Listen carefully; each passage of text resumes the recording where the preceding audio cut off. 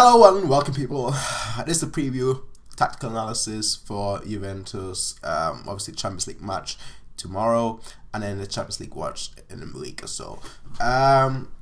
So yeah, I originally had a lot more footage than I've got right now, but I realized that you can't actually upload Serie A footage on YouTube. With Champions League, they're a lot more lenient. You can upload a certain amount, but then if you go over a certain amount, you'll I don't know how it is, but according to like fair use and whatnot, the Champions League won't actually flag your content, won't actually take it down, whereas the Serie A they actually do, same way that the Bundesliga does, where as soon as you upload a Bundesliga video, it gets taken down regardless of Twitter, Facebook, YouTube, anywhere you put that, and it gets taken down immediately. So I've read a bit about, and it said that Serie A and La Liga, Serie A and the Premier League are the same, so that's why I can't show Serie A footage from Juventus or Serie A images from Juventus. So let's actually have a look at how they play. So Juventus, they like playing a 3-5-2 formation. They don't just use that formation. They've played a 4-3-3 right at the beginning of the season as well, and then a 4-3-1-2 in certain games as well. But in general, their main formation has been a 3-5-2. Now, one key player in that formation is Sandro, and the problem with that is that he is out for the Bayern match. So Juventus will be missing a huge player for the match against us. And the reason why Sandro is so important, because he knows exactly when to attack and when to go forward. When to attack and when to go backwards as a fullback on the left. So now instead, Evra has to come in with Lichtensteiner on the right. And obviously in defense, it'll be a 5-3-2. Whereas in attack, it'll be a 3-5-2. And obviously, there are a few certain flaws in that formation. Not flaws per se, but there are a few certain weaknesses in that formation, and these have been really highlighted in the next few screenshots that you'll see. Now, Juventus, the biggest weakness that they essentially have in that 3-5-2 formation is that the wing backs have to be on point. And obviously now with Sandro out, there is a huge weakness because Evra has not been playing that well for them. So yeah. That's certainly something that we should be looking at trying to expose, because in general, even with Sandro on the field, their weakness would be their wings, because obviously the wing backs have to get back as soon as possible. They have to react quickly. So getting our wingers to the wings and letting them cross the ball in, that is certainly a weakness that Juventus have. Getting the wingers beating the wing backs and then trying to get the ball in through the middle, that's another weakness that they have. So basically all our play will focus on the wings, and a good thing is that we are pretty good through the wings and getting the ball to our striker with Costa, obviously with Robin. Ribery, if he plays, I think he's going to play 60 minutes or so, maybe one half. Well, not 60 minutes. I think he's going to come in the 60th minute or maybe play a half, but I don't expect him to play 90 minutes. Similar, well, Coleman, I don't know if he's going to play, because normally I would play him. But the fact is that Pep has preferred Robin over Coleman in the last 2-3 matches or so. So I can see Robin being the pick here, with Alaba and Kimmich as centre backs, and Bernat as left back, because he's been playing really well. He's been playing the same way that he has been playing last season, where he was actually really good. Not productive enough, but really good. And I'm hoping that we'll actually go for it, because as I said, Juventus' weakness is really their wings, but they've got another weakness, and that is, but this weakness is mainly when they use the 4-3-3 formation or the 4-3-1-2 formation, where they're really susceptible to counters. If the ball gets taken off them through the middle, they'll really suffer. Now, we have the kind of players to be able to do that, especially in Vidal, because he's going to be a key player in doing that if he plays, because he is a master in getting the ball high up, not high up the field, but getting the ball pretty high on the midfield, pretty high in their own half. So he's going to be key in that. He's going to be key in getting the ball back from them, and it's going to be interesting to see how Juventus handle that constant pressure, because I was going to look at how Juventus played against Barcelona last year, because obviously Barcelona have a similar possession style, not the same, but a similar possession style system to us. But the thing is that they've since adapted their system, and obviously in this season, due to the struggles at the beginning of the season, they had to adapt, and that's why they're playing a new 3-5-2 formation. Yeah, so I've got some footage here that you can, well, more like screenshots that you can look at, and in each case, the main weakness came from either the ball getting taken off in the 4-3-3 and then starting to counter basically through the middle or through the wings. Just in general, the wing play, a quick transition is one big weakness that Juventus have, and they've not looked that good against Gladbach either. Against Gladbach, when they played against Gladbach, they, I believe, had 2 or 3 shots on target, and the remainder of the game they were trying to defend, and that was at home, in Turin. So make of it what you want. But I think that very fast play, very fast switches, transitioning from left to right very fast and very quickly is going to be huge trouble for them, just because their fullbacks like to attack and getting back. They have to run back, and with Sandro out, they're going to be struggling. They're going to be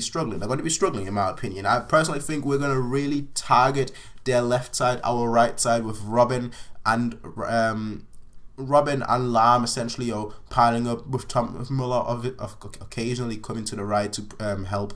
But I think that's really going to be the target area for this match, the right, and then trying to get the ball in from the right. Which might mean that Coleman has to play on the right, just because he's much more willing to pass the ball into the center of the field. Now, as I said, the most likely formation to play against us is a 3-5-2, just because that's been working for them so much. But if they do indeed try to play a 4-3-3 or 4-3-1-2, then Vidal and Thiago, if he plays, are going to become key in winning the ball back as high as up on field and then trying to counter them as soon as possible, because that is really a big weakness. Anyway, I've said like 3 times now that I'm going to show you some screens, but here's actually some screenshots. Yay! Woo-hoo! So here we can see Juventus trying to play out from the back, which they really like to do, but this time it backfires on them, and that's why I said that we need to pressure the man in midfield, because when they like to play from the back, they spread out as much as possible to try and go forward. Obviously, this is in a 3-4-3-3 formation, and they're trying to spread out as much as possible to try and give themselves option, but that means that the player on the ball can be pressured into giving the ball away, or which leads obviously to a counter attack. Now, them losing the ball doesn't just happen in the 4-3-3 formation. It also obviously happens in the 3-5-2 formation. But in that case, you're more likely to get the ball from the wings, not as much in midfield. However, you are still possible to get the ball in midfield, and then you've got a massive space in front of you.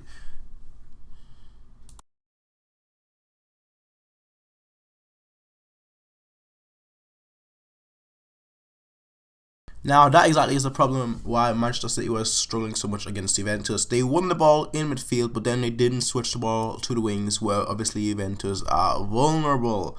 Now, obviously, with Costa on the field, his pace is going to burn a lot of players, and it's going to be difficult for Juventus to defend. Of course, we haven't actually seen them play against a possession-based system like ours, but I don't think it would matter too much, because eventually they'll have to come out, especially playing at home, and that means that we have the time and space to counter. But now let's actually look at the weakness from the wings in more details, because that is really their biggest weakness, just overall on the wings, the fullbacks, and trying to defend through the wings.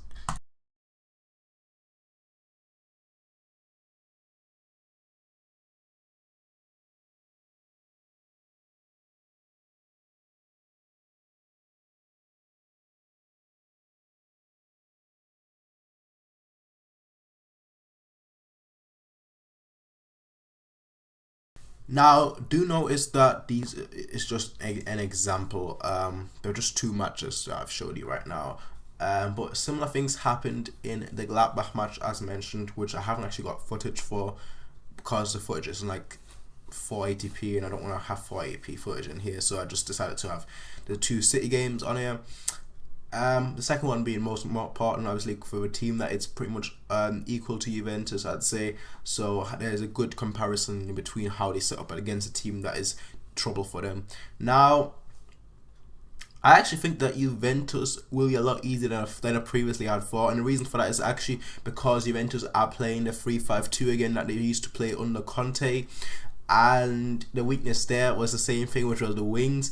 which obviously we saw in 2013 when we beat them 2-0 at home and 2-0 away, that Robin and Ribéry caused havoc.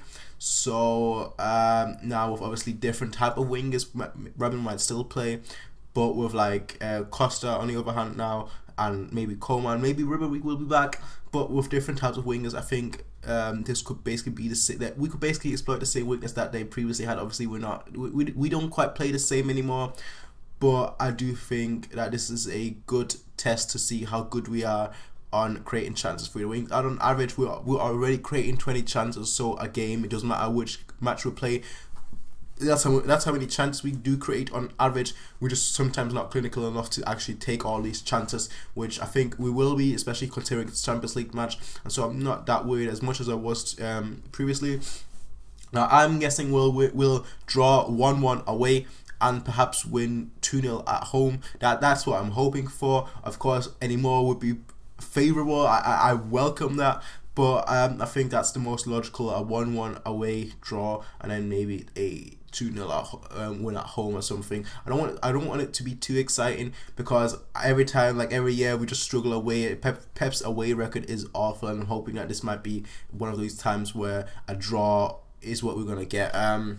But tell me what you guys think. Obviously, I'll leave some tweets down below that you guys left, so you guys can read them.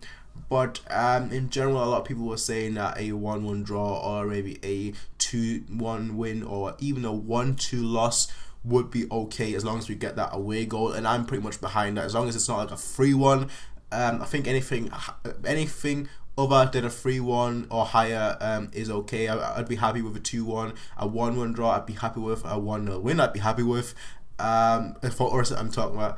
But I want us to get the away goal. That's the main thing. I want us to get the away goal. I don't want Juventus to score 3. And besides that, anything for me is really okay, just because of how good we are at home. But let's actually see how the game turns out, and let's actually see how this match turns out and how the tie will turn out. And let's hope that we'll go through. But as always, people, you can rate, comment, favorite, subscribe. You can peace out and have a nice day. Bye.